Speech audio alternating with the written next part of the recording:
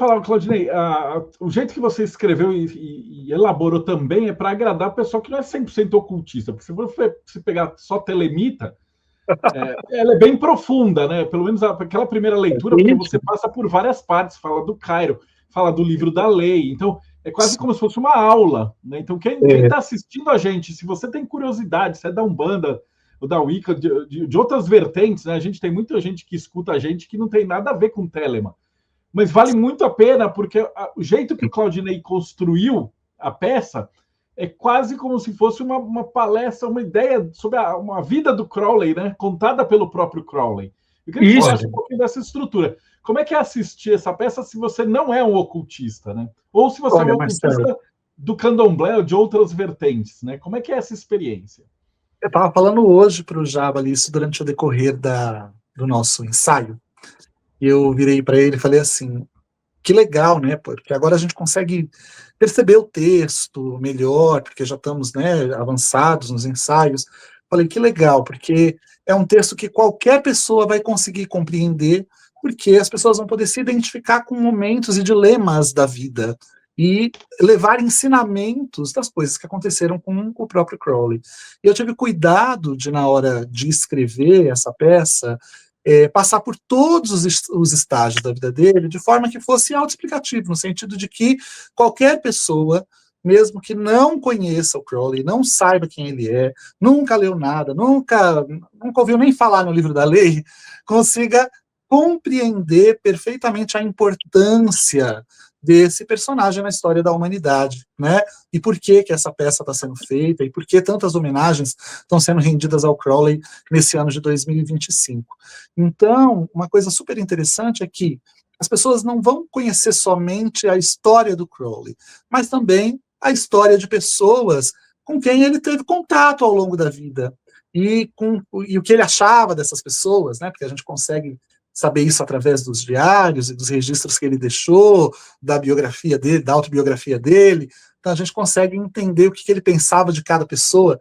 E aí eu tive o cuidado de pegar, pelo menos não dá para todas as pessoas com quem ele teve contato, que a vida dele foi muito rica, mas das mais emblemáticas e as pessoas que provavelmente, a maior parte dos espectadores que lá estiverem já leram, ou já tiveram algum contato, ou já viram alguma coisa, possam entender como é que houve, né, essa convivência, essa troca de informações, por que ele tomou determinadas decisões na vida dele, inclusive até de mudar o pensamento dele, a visão dele sobre a magia, sobre o ocultismo.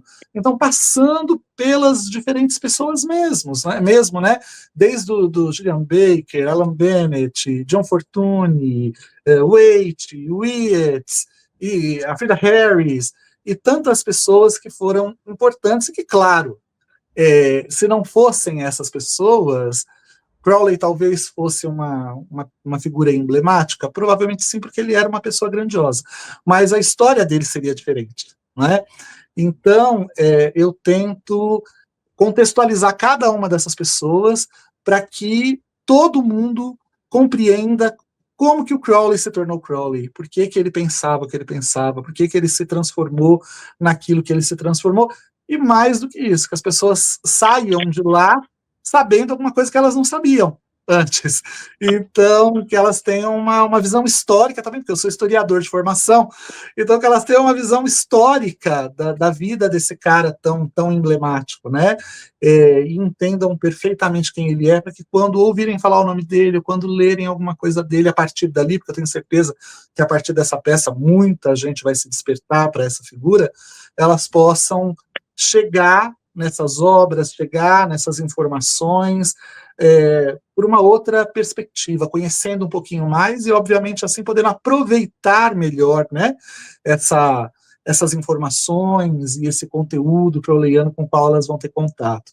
E é uma aula verdadeiramente. Estava até hoje falando pro Jabali, que eu falei assim, nossa, Jabali, estou te ensinando tanta coisa, daqui a pouco já vou te iniciar, porque aí você já está pronto. Porque a gente está ensinando tudo ali, né? Gestual, ritual, entonação de voz, tantas e tantas coisas que as pessoas aprendem isso, né? Quando elas estão praticando magia e são iniciadas, nos treinamentos são essas coisas que são passadas, que ali, de certa forma, eu tenho que passar isso para o Jabali, porque para ele poder incorporar isso no personagem, quando ele vai lá para a Boleskine House, ele vai fazer o ritual do Santo Anjo Guardião, tem um momento ali ritualístico que a gente encena, então ele também está aprendendo um pouco de ocultismo aí na prática, né?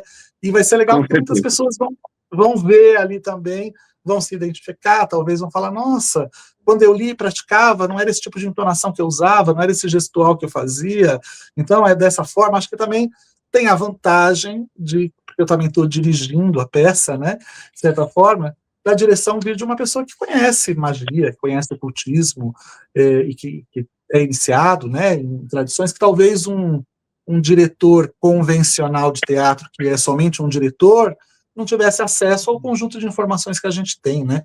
Então, acho que isso também dá um toque especial para a peça.